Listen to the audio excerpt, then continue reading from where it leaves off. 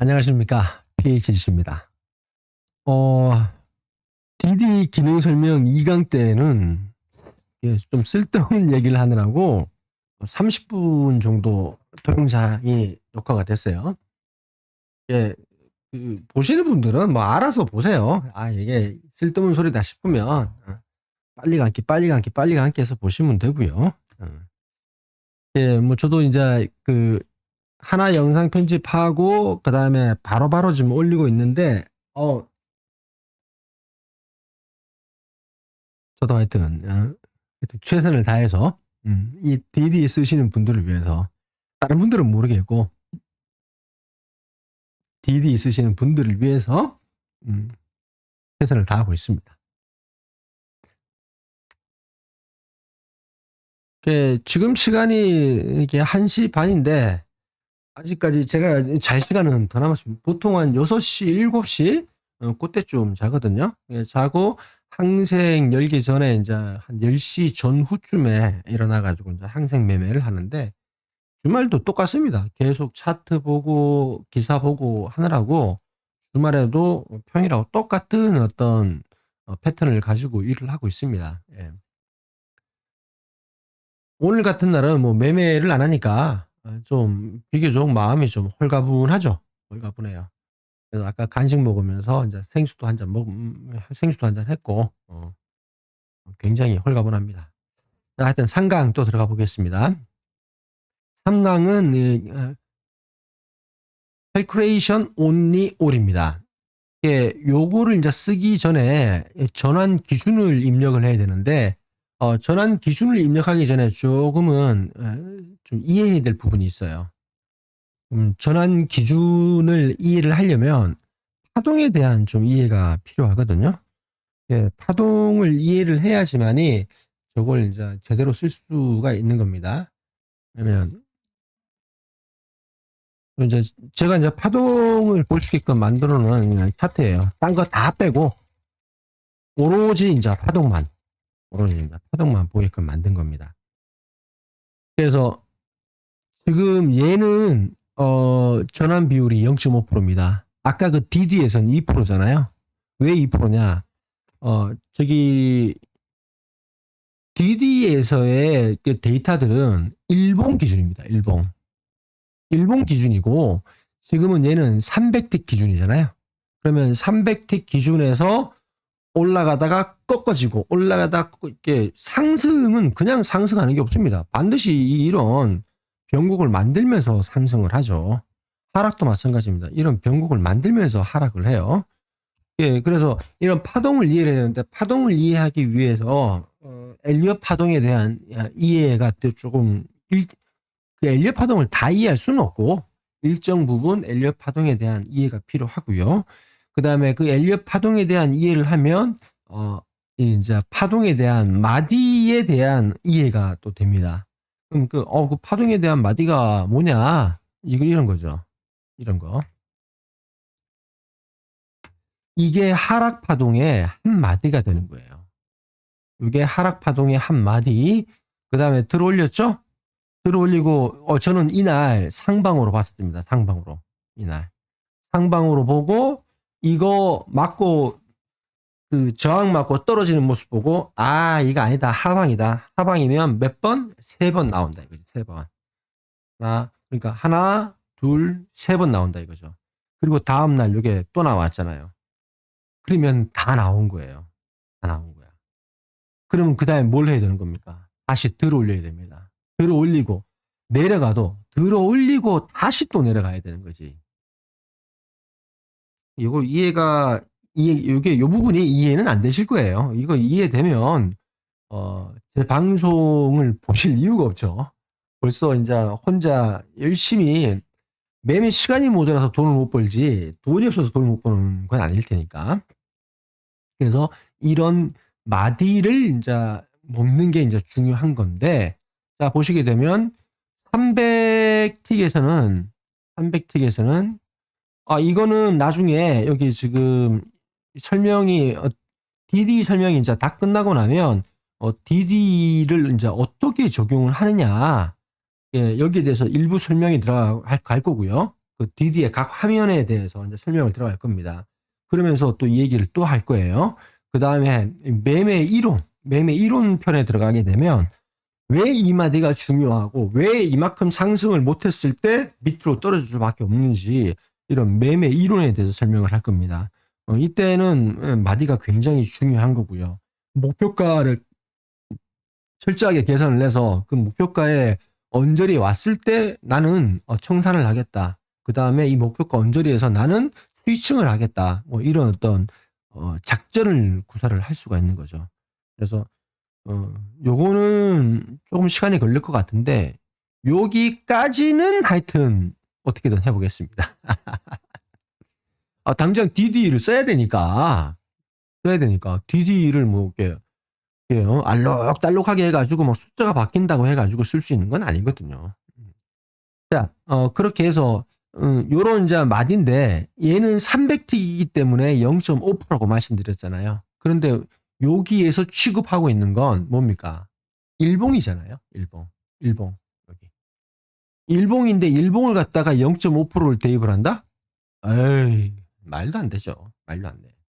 그래서 일봉은 2%를 전환 기준으로 삼습니다. 2%로 삼고 또 경우에 따라서는 나는 조금 더 좀 이게 좀 장기간으로 보고 싶다라고 한다면 요 전환 기준을 이제 3% 혹은 4%로 놓고 보셔도 돼요.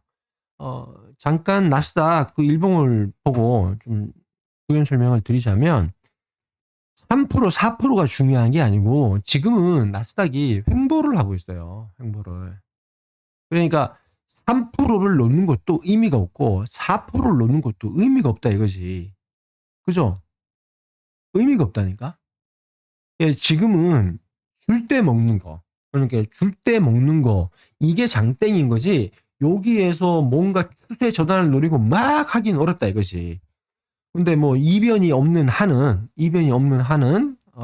얘가 지금 요 자리에 잘 보셔야 됩니다. 요 자리 왔어요.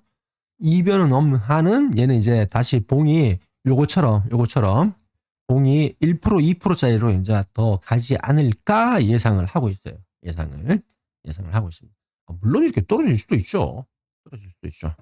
근데 지난 과거는 미래의 거울입니다. 과거는 미래의 거울이에요.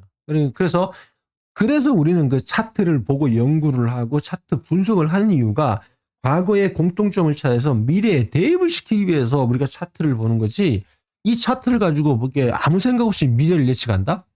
그거 안 됩니다. 어린 반프로처럼 얘기죠. 네. 그래서 차트는 계속 보고 연구를 하셔야 됩니다. 저는 하루 왼종일 보는 게 차트예요. 자, 그래서 2% 정도가 적당하다. 그러면 이제 calculation only 계산은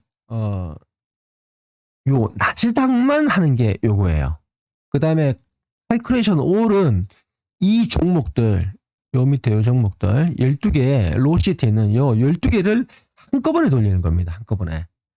그래서 요거 한 개 돌릴 때는 시간이 얼마 안 걸리는데 이걸 12개를 다 돌리게 되면 시간이 좀 걸려요. 그 다음에 본 개수가 지금은 이제 20개로 지정을 했잖아요. 20개니까 또 시간이 또 얼마 안 걸려.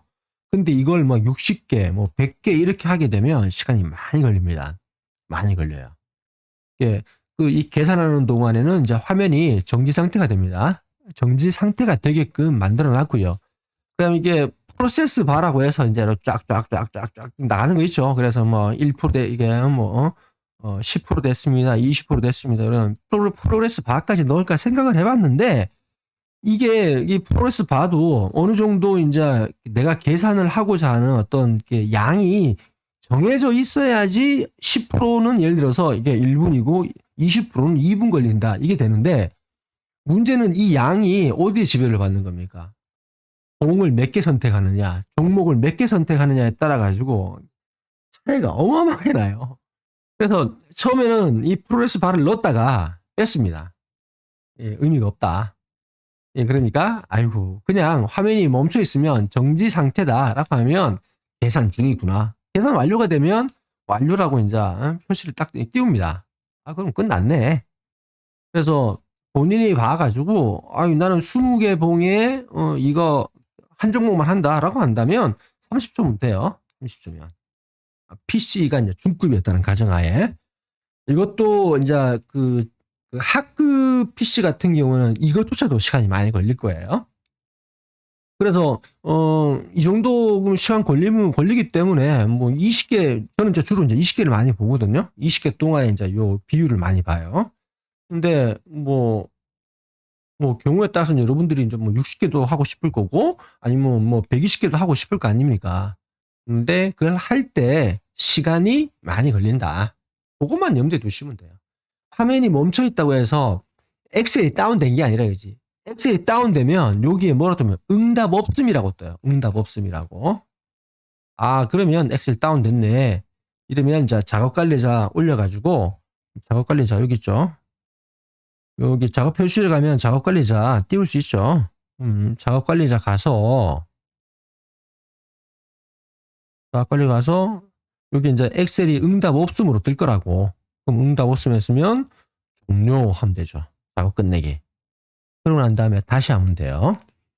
그러기 전에는 응답 없음이 뜨기 전에는 엑셀이 계산 중에 있으니까 그거를 다운됐다고 생각하지 마시고 그냥 기다리시면 돼요. 시간 많이 걸립니다. 여러분들 PC 사양이 어떻게 되는지는 제가 모르잖아요. 하여튼 제 PC 기준, 중급 기준으로는 봉 20개 이제 보여드릴게요. 자, 봉 20개 계산 보여드릴게요. 시간 한번 보세요. 55초. 여기 맞춰 갖고 갈게요. 39분에 맞춰가지고 이해할게요. 예. 그러면 이제 39분 땡땡초에 시작을 했습니다. 나 5초밖에 안 걸렸네. 끝났습니다. 이것도 표시를 해야겠네. 이게였구나. 완료되었습니다. 이거 집어넣어야겠네요. 잠깐만, 이거 메모를 해야죠. 아래 언니의 계산 완료 표시.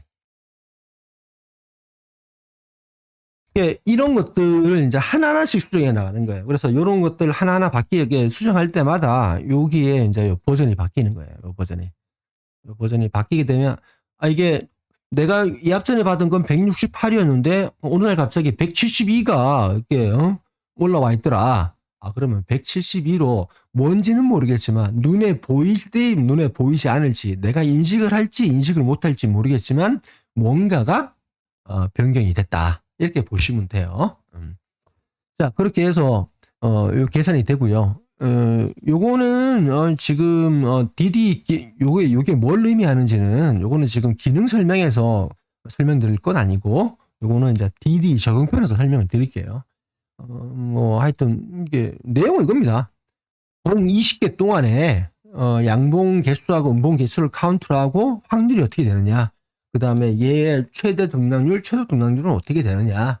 그 다음에 이 파동이 뻗어나간 이 가장 긴 파동이 몇 프로짜리였느냐. 그 다음에 가장 밑으로 뻗어나갔을 때 파동이 몇 프로짜리였느냐. 그런 걸 계산을 하는 거예요. 그 다음에 이제 굉장히 중요한 TPH하고 TPL이 여기 들어옵니다. TPH, TPL. 이거 굉장히 중요하다고 말씀드렸죠. 굉장히 중요합니다. 그래서 차트에도 이렇게 표시를 이렇게 TPH하고 TPL이 표시가 됩니다. 보게 되면 차트에도 이런 식으로 여기에 빨간 선이 TPH고요. 파란 선이 TPL입니다. 이 가운데 검은 선이 중간선이고 얘가 지금 TPH 선을 어떻게 처리를 하고 이제 주가가 막 움직일 때 TPL 선이 어떻게 처리되는지에 따라 가지고 이 주가 움직임을 향후를 예상을 할 수가 있어요. 향후를. 그래서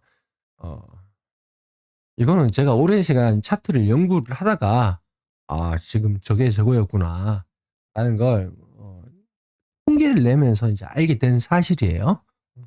그래서 이건 제가 DD를 설명드리는 거지 여러분들한테 또 차트 세팅을 어떻게 하는지 또 차트 세팅에 대해서 말씀드리는 게 아니잖아요. 그렇기 때문에 차트는 여러분들 알아서 이제 세팅을 하시고 지금 TPL 값하고 TPH 값하고 TPL 값이 어떻게 되느냐 요걸 나누기 2 하게 되면 이제 중간선 TPM이 나오겠죠. 그럼 TPM을 여러분들이 어떻게 활용을 할지 그것만 잘 인제 구상을 하시면 돼요. 그것만 잘 구상을 하시면 된다. 그러면 인제 calculation all은 시간이 많이 걸리니까 안 할게요. 그러면 calculation all은 지금 여기에 자 보세요. 여기에 미리 인제 입력되어 있는 값들이 있을 거라 이거지. 이 값대로 해 가지고 한꺼번에 잡아 돌리는 겁니다. 한꺼번에. 그래서 지정 기간으로 할지 선택 기간으로 선택 기간으로 하게 되면 나는 12월 17일부터 아니 난 12월 21년 12월 1일부터 해 가지고 마지막이 1월 14일이니까 오늘부터 해 가지고 12월 1일까지 봉이 몇 개인지는 몰라요. 12월 1일까지 그냥 통계를 뽑아라. 그러면 만약에 12월 1일이 인제 휴장인 날이 있을 거 아니에요? 그러면 그 근처인 날로 이렇게 얘가 알아서 찍어 줍니다. 뭐 예를 들어서 12월 1일이 휴장이다. 그러면 12월 2일로 자동으로 찍어요. 찍고 난 다음에 이게 봉 개수가 몇 개고 거기에 따른 양봉, 음봉 비율 하여튼 갖가지 데이터들이 쭉 나온다 이거지. 그러면 그거 보고 하면 돼요.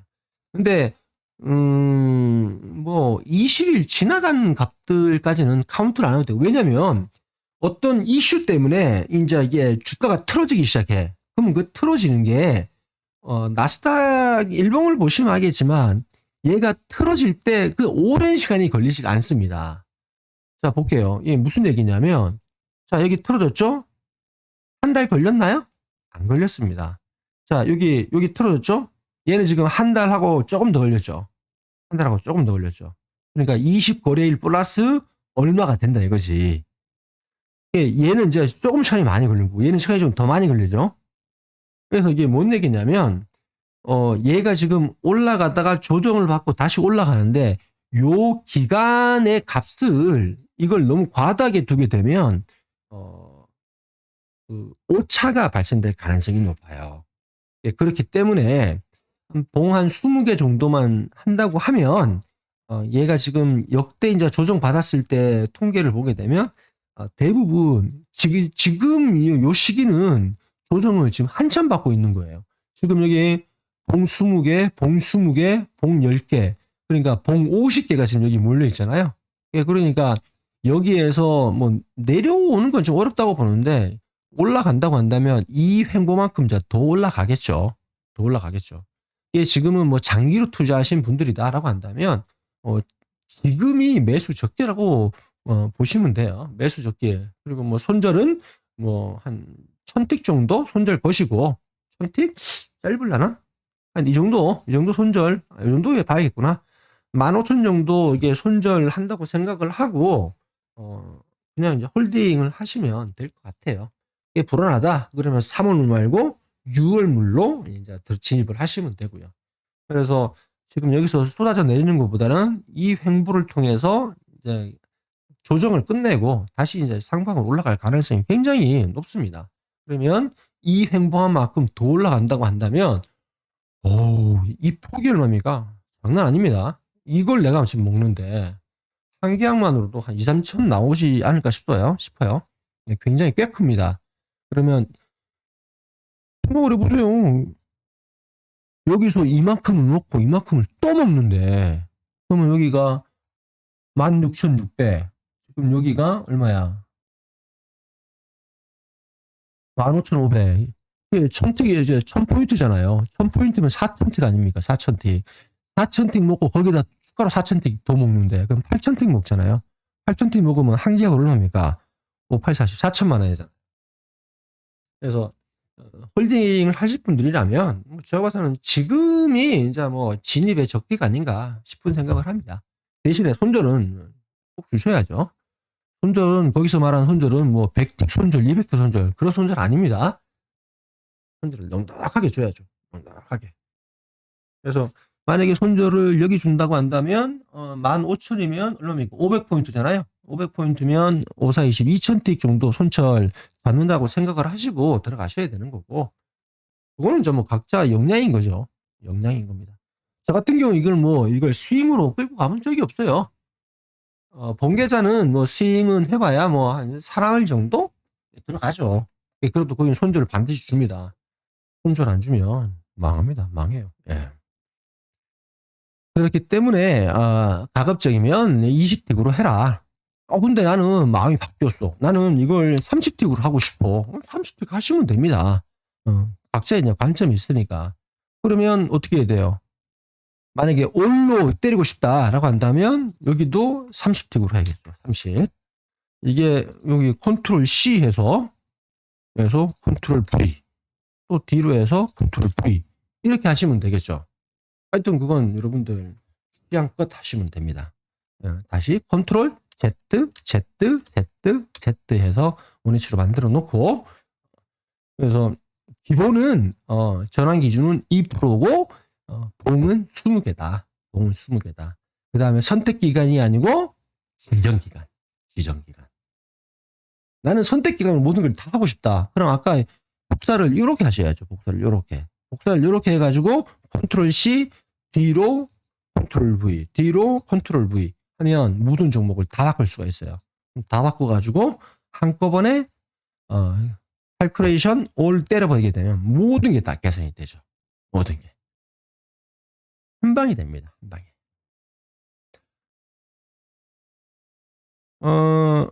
이렇게 해가지고 이제 칼큘레이션에 대해서 설명을 드렸고요.